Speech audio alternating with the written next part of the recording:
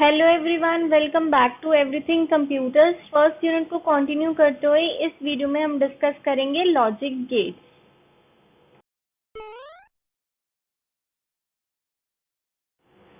सबसे पहले definition discuss कर लेते हैं लॉजिक गेट की। तो लॉजिक गेट बेसिकली एक सर्किट होता है जो कि वन या मोर देन वन इनपुट्स लेके एक आउटपुट जनरेट करके हमें देता है। तो logic gate binary operators and or and not को यूज करके डिजाइन किए जाते हैं। इसीलिए हमारे जो most common fundamental logic gates हैं वो है not gate, and gate and or gate.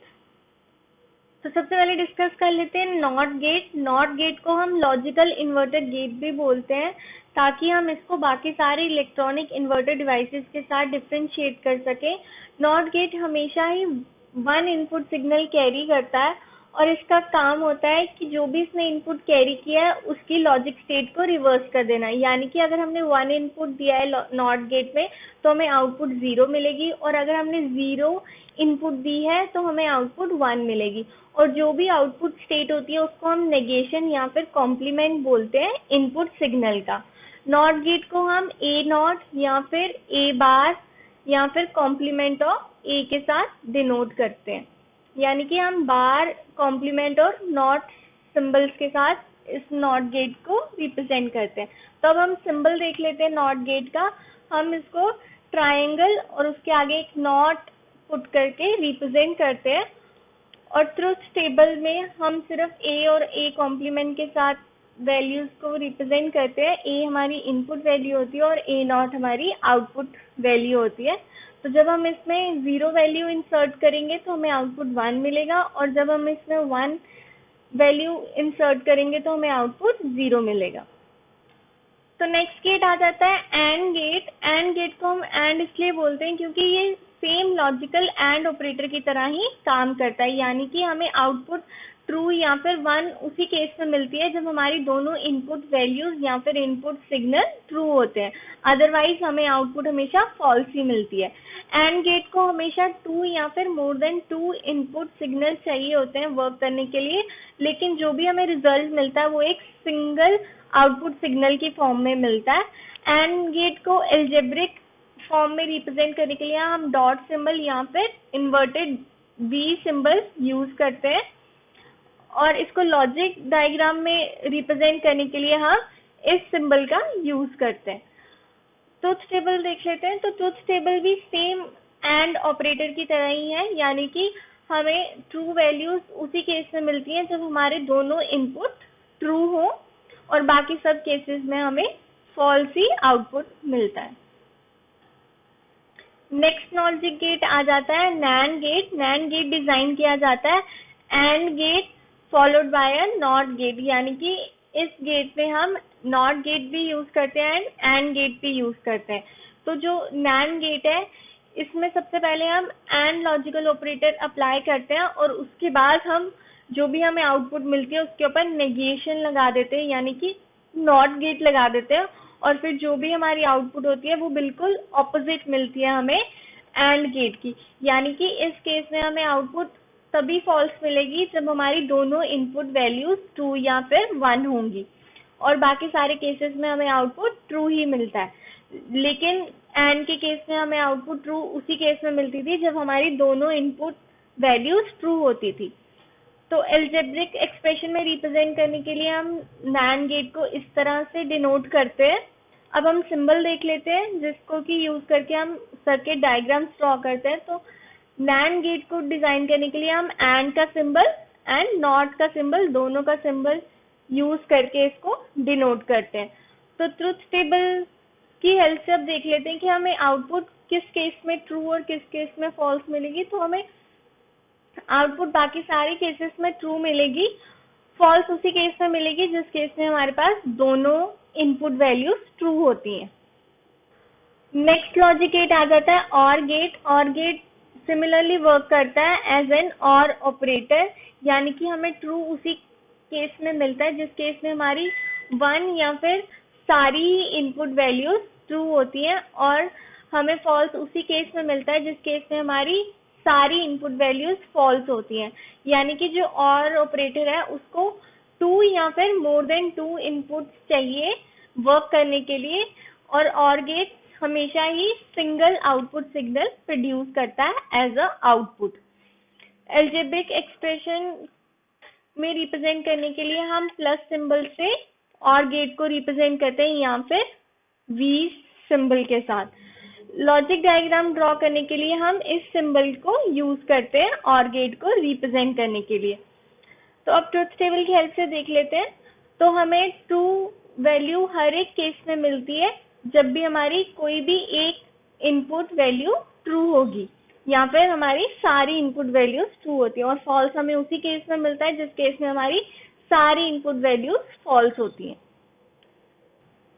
तो नेक्स्ट लॉजिक गेट आ जाता है nor gate. Nor gate design किया जाता है combination of OR gate followed by not gate, यानी कि नॉर गेट के केस में हमें आउटपुट ट्रू उसी केस में मिलेगा जिस केस में हमारी दोनों इनपुट वैल्यूज या फिर सारी इनपुट वैल्यूज फॉल्स होंगी, और बाकी सारे केसेस में ही हमें आउटपुट फॉल्स मिलेगा।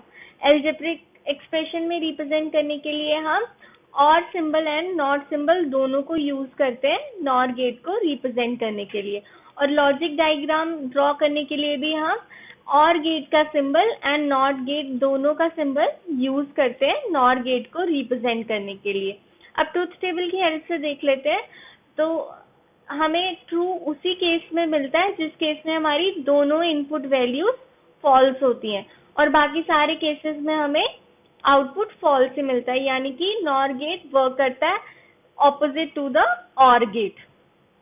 नेक्स्ट लॉजिक गेट आ जाता है XOR गेट, जिसको कि हम एक्सक्लूसिवली OR गेट भी बोलते हैं, और ये वर्क करता है इन द सिमिलर वे जैसे लॉजिकल आइदर और वर्क करता है, यानी कि हमें आउटपुट ट्रू उसी केस में मिलती है जिस केस में हमारी दोनों में से कोई भी एक वैल्यू ट्रू होगी, और आउटपुट हमें फॉल्स उस केस में मिलती है जिस केस में हमारी दोनों इनपुट वैल्यू या तो ट्रू होंगी या तो फिर फॉल्स होंगी।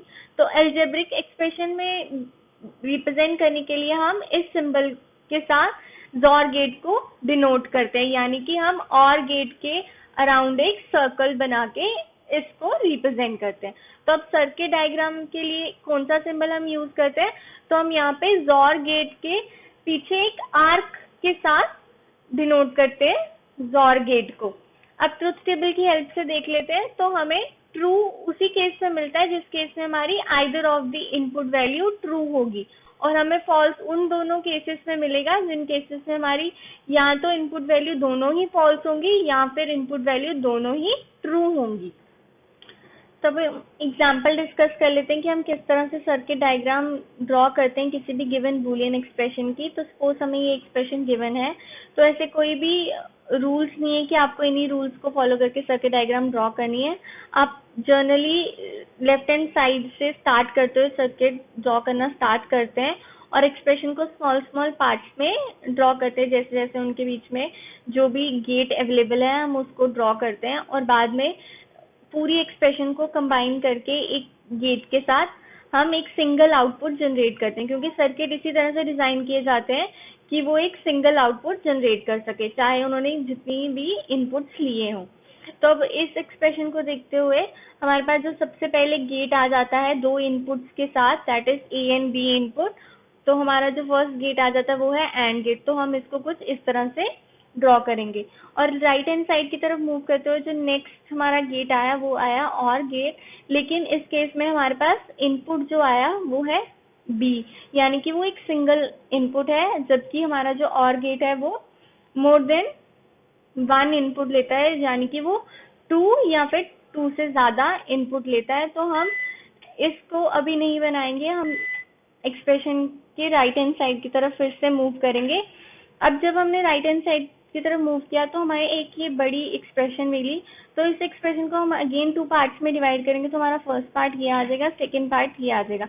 अब हमारी मर्जी है कि हम इन दोनों पार्ट्स में से किसी को भी ड्रॉ कर सकते हैं। तो हम सबसे पहले ब्रैकेट वाले को ड्रॉ कर लेते हैं। तो इन दोनों इनपुट्स के बीच में हमारे पास है OR गेट, तो हम इसको OR गेट के साथ इस तरह से ड्रॉ करेंगे, और हमें बार बार B लिखने की जरूरत नहीं है, हम एक ही B से इनपुट लेके उसको ड्रॉ कर सकते हैं। अब नेक्स्ट हम इस वाले सर्किट को ड्रॉ कर लेते हैं, और इसके लिए हमारे पास बीच में है AND गेट। तो हम इसको अगेन सी और बी से इनपुट लेके इस तरह से ड्रॉ करेंगे। अब हम इन दोनों सर्किट्स को ज्वाइन करेंगे और इन दोनों के बीच में भी हमारे पास है एंड गेट, तो हम इन दोनों स्मॉल सर्किट्स के आउटपुट को ज्वाइन करेंगे एंड गेट के साथ और एक और नया आउटपुट जनरेट करेंगे। अब हमारा नेक्स्ट काम आ जाता है इस पूरी बड़ी वाली एक्सप्रेशन और इस वाले सर्किट को ज्वाइन करने का। तो इन दोनों के बीच में है हमारे पास और गेट, तो अब हम इन दोनों सर्किट्स की आउटपुट को और गेट के साथ ज्वाइन करके एक नया आउटपुट जनरेट करेंगे। तो इन एनी केस अगर हमारे पास यहाँ पे कहीं पे भी नॉट ऑपरेटर अवेलेबल होता, सपोज अगर हमारे पास बी नॉट अवेलेबल होता, तो हम क्या करते हैं, हम ये वाला जो बी डॉट सी वाला सर्किट है उसमें जो बी की वैल्यू है उसको हम नॉट के साथ इनपुट करते। तो यहाँ पे जो हमारी बी की वैल्यू है वो इन्वर्टेड फॉर्म में आती और फिर उसके बाद हमारा यहाँ पे भी बी इन्वर्टेड में आता और हमारी आउटपुट में भी यहाँ पे बी इन्वर्टेड में आता। तो जहाँ पे भी अगर हमारे पास नॉट ऑपरेटर आएगा तो उसके लिए आपको सिंपली उस इनपुट वैल्यू के आगे नॉट ऑपरेटर लगा देना होता है और वो अपने आप ही वैल्यू को इन्वर्ट करके सेंड कर देता है। तो इस गिवन डायग्राम में आपके सारे लॉजिक गेट समराइज्ड हैं with their algebraic expression, symbols and truth table.